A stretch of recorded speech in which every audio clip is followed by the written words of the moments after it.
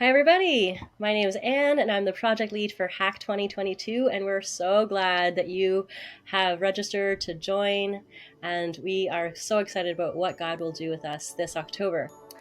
I'm really excited to introduce to you our challenge partner, International Justice Mission. And they have come up with a fantastic challenge that they face as they do their work with human trafficking as well as modern day slavery. And so they are inviting us to join them in this fight. I love their motto. Actually, their motto is one team, one fight. And that is inspiring. So it's my pleasure to have Bill Maddox here today from International Justice Mission based in Manila. And he is a member of the National Investigations and Law Enforcement Development Team for International Justice Mission in the Philippines. So hi, Bill. Welcome. Hello. Thank you for having me. Hi. How are you doing? I'm doing very well. It's How's Friday. Manila? Oh, thank you, Jesus. Manila's good. The weather is cooling off a little bit. Still kind of at the tail end of the rainy season. Hmm. And I've been here since June, so not a very long time.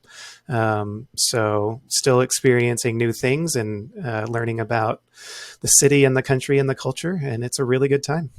Oh man, I so love it. I've actually been to the office in Manila, and you have such an amazing team to work with. Yes, I So do. I'm actually a little jealous, but yeah, that's awesome. So, could you please introduce yourself? Who are you, and what's your role? And also a little bit about International Justice Mission. Sure. So I'm Bill Maddox. I work for International Justice Mission as an ICAC specialist. ICAC is an acronym for Internet Crimes Against Children. Um, IJM is an organization that is seeking to combat violence against people in poverty. And that takes many forms. We work against modern day slavery and human trafficking, as well as violence against women and children. One of the crime types that we are trying to help nations around the world address is called OSEC, or the online sexual exploitation of children. And this is a form of trafficking in which instead of children being brought to a brothel or being traded as a physical commodity, instead it is an online trafficking where what we see in the Philippines is that a local trafficker or facilitator is willing to produce exploitive imagery of children for monetary gain.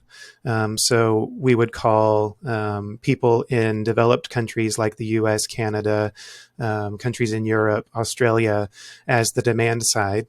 And they are purchasing exploitive material from the facilitators or traffickers in the Philippines and in other nations as well. So, when we talk about human centered design, one of the first things we need to do is listen. So, I'm really glad. Thank you so much for being part of this interview. Well, we can listen to a real issue that is happening in the world and also increasing during COVID when people were locked down. And then also, yeah, the next part is actually, after listening, is also sitting with empathy and being really empathetic and trying to truly understand the actual issue at heart. So, what is the heart behind this challenge? Like, why should we care, I guess? Um, I think that as humans, we have a responsibility to each other. We are all part of our local communities. We're also all part of the global community. Every decision we make affects somebody somewhere else, whether it's the products that we buy, the media that we consume, the decisions we make about our day-to-day life has an impact on the people around us and people even on the other side of the world. And something that we see in the context of IJM and the work that we're doing, especially combating OSEC, is that the internet is a fantastic technology that brings us all together and connects people around the world. Um, but humanity is still humanity, and humanity, because of sin, um, is often a broken thing, and there are very dark things that come from sin. And the internet, in addition to connecting people for communication and for fun stuff, entertainment, cat videos, the internet is also connecting um, people with sinful intent to other people with similar intent. So the internet has allowed some crime types to grow, and has even kind of invented new crime types. So that's kind of where OSEC comes from. It's people who have an interest in sexually harming children, using the internet to connect with people who are willing to produce that content for them. So I think that as citizens of the world and as citizens of the internet, we have a responsibility to do what we can to combat that, and to lessen the risk to the vulnerable. And who's more vulnerable than children? Hmm. Yeah, exactly. You know, when I understood or heard a little bit about OSEC for the first time, and then with you guys being our partner, you are online, we're online.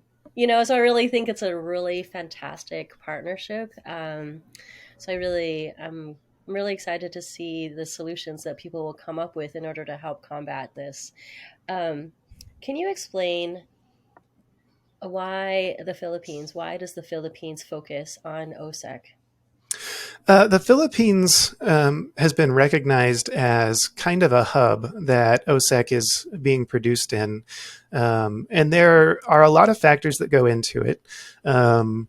This is a financially motivated crime for a lot of the people committing it. And it's a way to make money. Something that we um, try to encourage and educate is this is often seen as a crime of poverty, that maybe it wouldn't be happening if people weren't in poverty. Mm, But there are a lot of people in poverty who would never harm a child. Um, so I don't think that there's a direct cause from being in poverty to offending against children. I think that's an insult to people everywhere, and to people who are in poverty who would never do that. Um, but at the same time, without poverty, there would be less motivation to commit this particular type of crime. Um, so the Philippines is an area that there is a lot of poverty, and there is motivation for financial gain. And at the same time, the Philippines has a lot more English proficiency than some other areas with similar economic status. So it's easier for people to communicate with Westerners. English is the business language. It's for anybody in the US, the UK, Canada, Australia. It's the language that people from those areas on the demand side of this crime type are speaking. But also people in Europe, people across Asia, people all over the world are using English to conduct business. So the high level of English proficiency in the Philippines, I think, is also a factor contributing to why we see this crime type really kind of exploding in this area. so it's kind of like the perfect storm. You know, all the factors have aligned. Yeah. Wow, that's so. You think it would be a good thing, but sometimes it's used for evil. So, Yeah. um, can you let us know your role and what do you do? How do you fit into the Sure. picture? Um, I came out of a 16-year career in law enforcement in Texas. Um, And in my time as a detective in the Fort Worth Police Department, I spent several years working crimes against children cases. And the last 4 years there specialized in internet crimes against children. So I was investigating offenses involving child sexual abuse material, online sexual exploitation of children, online solicitation for adults who were on the internet seeking to meet children or to get exploitive material from children. and really developed a passion in my career to protect people from violence and to protect people from dangerous people, um, and became aware of IJM in the last couple of years. Through some of their social media campaigns, through a concert series in the U.S., where I don't know if y'all are familiar with Andrew Peterson. Every year he puts on a Christmas concert, um, and he is a partner of IJM. And during the Christmas concert of 2021, he allowed somebody from IJM to come and give a plug for what they do and the work that they're doing around the world to fight human trafficking. And I watched the concert and saw that presentation and looked at my wife and said, I think they might look for somebody with my skill set. I might be the kind of person they'd look to hire. And through a kind of a long story, but the short version is I became really motivated to look for a better fit to better address this crime type all over the world. So I sought out information about IJM, found out that they did have a spot in the Philippines for an ICAC specialist. Submitted my resume. Everything matched up well. They saw something in me. And I am so blessed that I get to come on board with IJM to fight this crime type in the Philippines and also globally. Praise the Lord. Honestly, that's awesome. And like it's a concert and that changed your life, the trajectory. Yeah, And yeah. that's amazing. And then also with this, with Hack, it could be like one weekend of coming together and realizing, oh, God has made me for this. God has given me unique skills and talents and abilities to tackle this in really substantial ways. So this is really, really awesome. Okay, well, let's move over to the actual challenge. So the challenge that we've crafted is, and you can see it on our website, is how might we connect the community to our local enforcement to be able to report online sexual exploitation of children cases. Can you explain what that is and what the challenge is a little bit? Sure. To end OSEC, we have to find the people who are doing it and rescue the children who are victims of it. And there are many ways that the government can become aware of these types of crimes occurring. But one huge way for the government to be aware and to be able to take action is if the people who are aware of it report it. And what we see is that often this offense is happening and it's not exactly hidden. It's not like in the recent past, there was another project in the Philippines aimed at the open exploitation of children in bars and brothels, where it was common knowledge that a customer could go to a brothel and buy sexual services from a child. That was very much out in the open. Now, OSEC isn't as out in the open as that. But it's not something that the community is unaware of. Neighbors know when somebody has access to kids, and neighbors know when somebody has an income source that's not readily defined, or maybe somebody has money coming in and it seems kind of shady that that they're making money and it's not really explained how they're doing so. And it's even possible for kids to make an outcry to friends and family or people in the community about what's going on.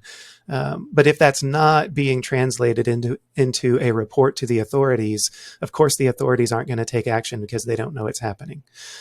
So we're seeking ways to bridge that gap and to get people who are aware of this crime, but not part of the crime, to report it to the authorities so that the government can take action. Yeah, I mean, it makes a lot more sense if you have a lot more people's eyes open because we're everywhere. You are limited. You only have two eyes and one Yeah. body. So there's only so much you can see, and only so much that police can see and International Justice Mission, even though you guys are in quite a few different countries around the world. So that's interesting. And I feel like what you've just said is like, oh, it's going to be potentially people you know, and maybe even your family members. Yeah. Um, so, can you maybe talk to us a little bit? What are the challenges? What prevents people from reporting? Sure. Thinking about this, I think most of the hurdles to reporting fall into one of four categories. And I would say that usually it's going to be a combination of more than one of the categories. But the main categories I see are lack of knowledge, lack of ability or resources, lack of trust, and fear of retaliation. Mm, Um, so lack of knowledge, I think that something that we're trying to educate is that OSEC is a crime. If people don't know that a crime is being committed, if they just know that the conduct is happening, but they don't know that it's illegal, of course they're not going to report it because you don't report things that you don't know are crimes. Um, so I think that most people would recognize that sexually exploiting children is not okay. But I think it's good for the community to be educated that it actually is a crime, it's illegal, and there are stiff penalties for it, so that people will recognize when they see it or when they have suspicions of it, that it is something the government needs to know about. Um, and under lack of knowledge as well, I think that there are struggles in knowing how to report. So maybe somebody does recognize that it's a crime, they know it shouldn't be happening, but they don't know what to do with the information. Um, Something that we see here is unlike in some more developed countries like the US, the UK, um, the government here is a little bit behind the curve on developing websites and on developing programs to have community awareness. Preparing for this interview, I kind of looked at some of the police agency websites, the Philippines National Police and the National Bureau of Investigation, and tried to pretend like I was somebody who wanted to report an mm, OSEC offense, and tried to figure out using their websites how to report it to them. And it wasn't really easy. PNP has a link on their website to make a report. But it isn't really intuitive, and it doesn't it's kind of like an online form where it's like a contact us form, and you fill it out and you hit submit, and it's the kind of thing that sometimes maybe you don't know if it's even going anywhere. On the National Bureau of Investigation website, I couldn't even find a way to make a report. mm, I think the best I was able to do was to find a contact us email or phone number. Um, so I think that it could be difficult for somebody who wants to make a report to figure out how to do that, and to find the mechanism of reporting it. And then if we move to lack of ability or resources, um, as I said before, the Philippines is a place where there is a lot of poverty. So with poverty comes a lack of ability to connect, whether it be on the internet or by phone. If you don't have a phone, you can't call anyone. If you don't have access to the internet, you can't use you can't use a website to make a report. So that's going to be a huge hurdle if people don't have the means to make a report. And we even see in some areas, especially more rural areas, a lack of infrastructure, where connectivity is an issue. And maybe somebody does have a phone, but it can't connect to the network. That's another factor. the other things is like the lack of trust, as well as the fear of retaliation if they really are neighbors, or maybe they're a gang leader in your neighborhood, and that could be really tricky as well. Whoa. Okay. So, yeah, I think there's a lot of things that people can dig into for this challenge. Um, so, then what happens if you have the opposite problem? Like now people are reporting, which is great. It's a great problem Yeah. to have. Um, what happens to that information? That's a good question. If an influx of reports starts coming in, of course, the government is going to have to figure out what to do with it. And we do see, so there are other, I mentioned before that there are many ways for the government to become aware of this type of crime. Another one is when internet providers or internet companies recognize that the offense is happening. Most of the companies on the platforms that are being used, and it's the same platforms that we use for regular communication to talk to our friends and family. Those are all the same websites and apps that are being used to facilitate this crime.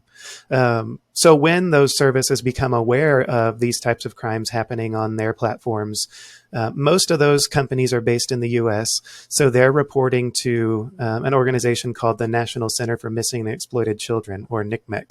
And NCMEC is the clearinghouse for reports of child exploitation online. And NCMEC sends those reports out to jurisdictions all over the U.S. and all over the world. So in the Philippines, the government here is receiving thousands and thousands of cyber tip line reports about OSEC offenses happening online.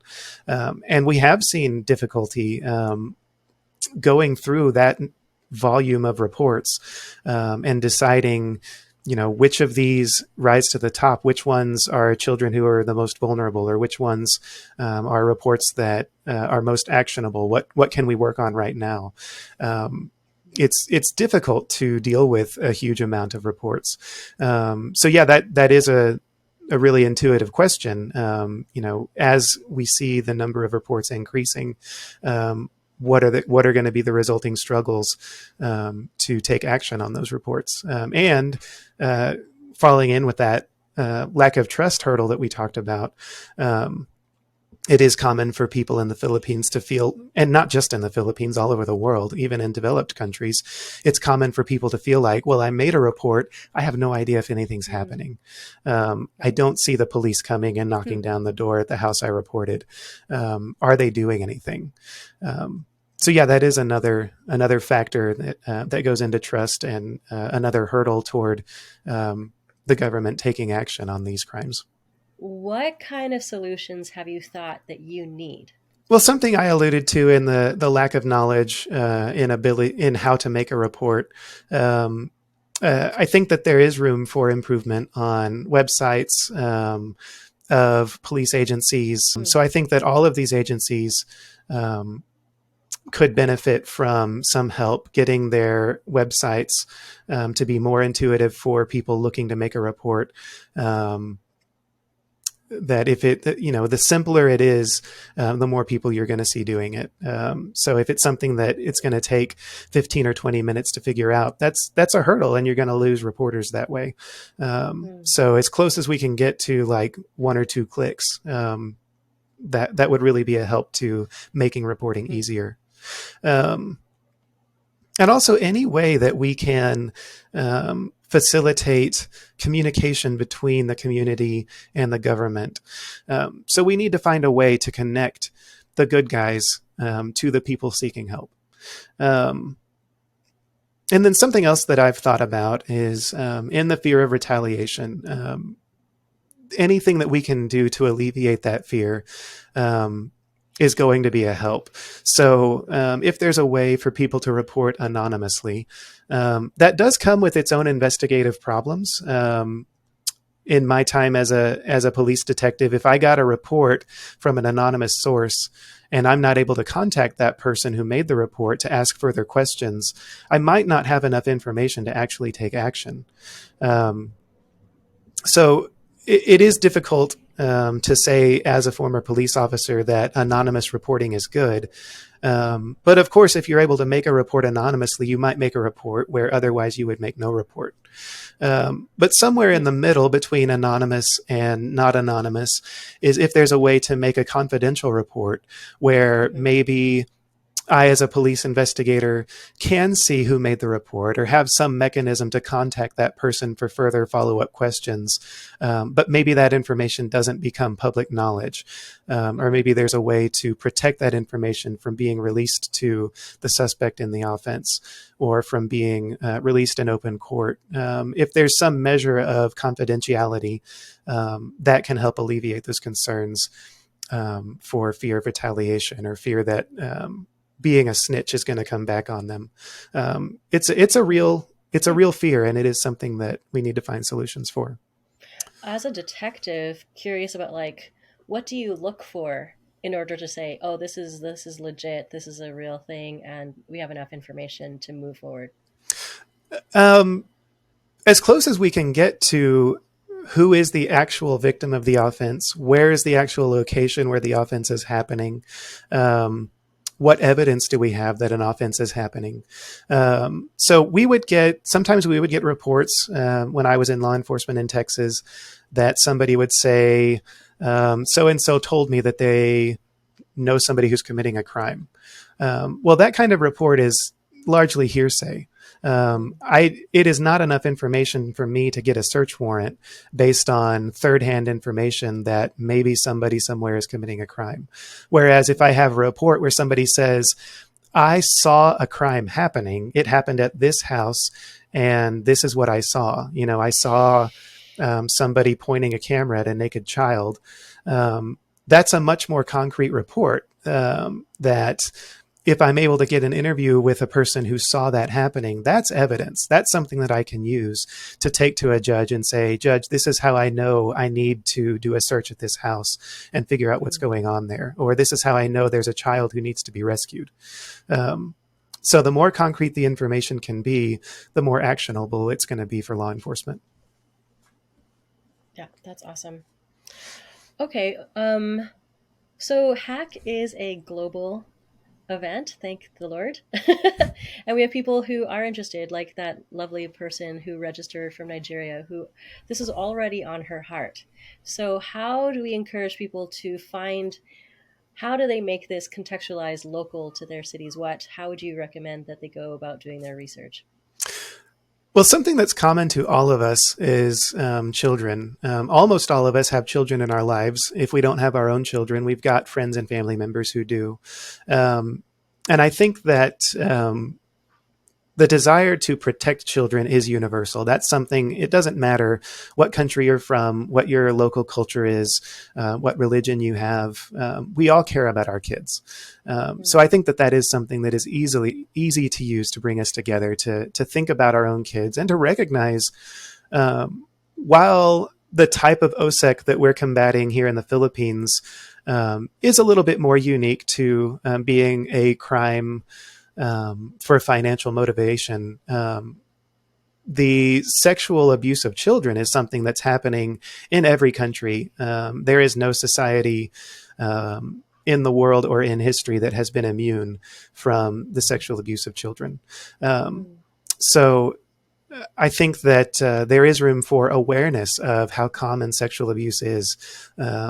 I know that there are studies, even in the US, indicating that as many as 1 in 8 kids is sexually abused before they turn 18. So it's not an uncommon crime, and it's not a crime that is geographically isolated to any particular area. Wow. It's something Wow. that affects all of us in all of our communities. So I think there is a lot of room for community awareness to get people engaged, to recognize, this is something that people on the other side of the world need help with, but it's also something that's in my own community. Is there one website where they can go to begin, like Interpol or something like that, and like they can just start figuring it out from there?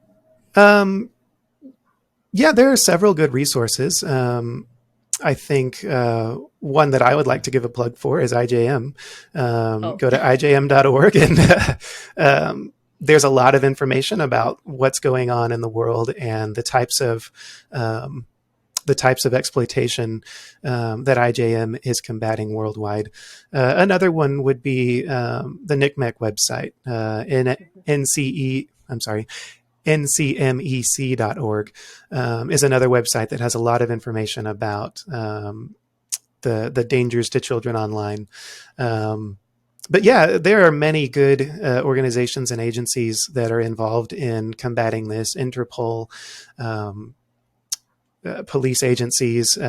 The Australian Federal Police is one that is hugely invested in combating OSEC all across the world, and particularly here in the Philippines.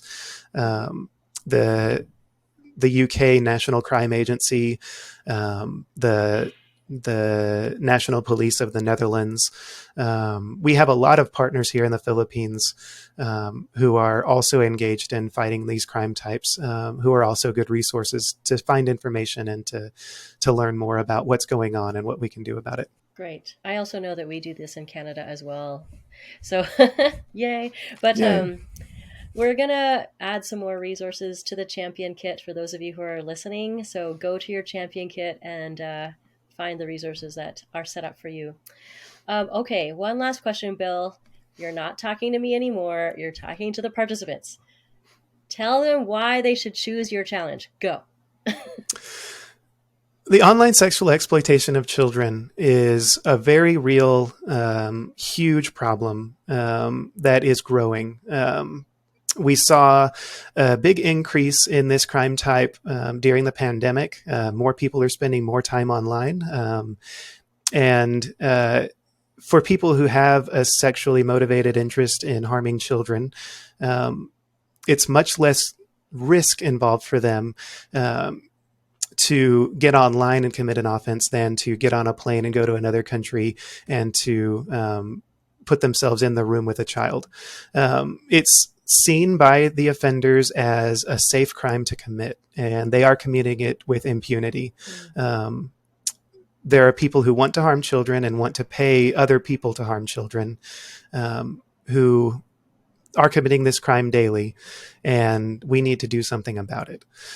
We want to end impunity. That's one of IJM's big slogans, is to get rid of the lack of fear on the part of the offenders. So if we can get more people reporting, more people who know about crime happening to contact their police agencies to get something done to protect children, we need to bridge those gaps. So I hope that you will join us in this fight. One team, one fight. One team, So, one fight. yeah, I love it. Like, okay, let's just outline it. It's global. We're global. The issue is global. We are everywhere. I heard maybe some encryption, cybersecurity issues, and also how do you build trust with an online platform, whether that's an app or a website? How do you build trust immediately as people go to that website? How do you make it as easy as possible to report what? And you've heard about the challenges that it is that prevent people from reporting. So, how can we tackle those challenges? Thank you so much, Bill. You've done an awesome job at explaining this issue, and yeah, excited to see what will happen. So, thanks for your time. Thank you.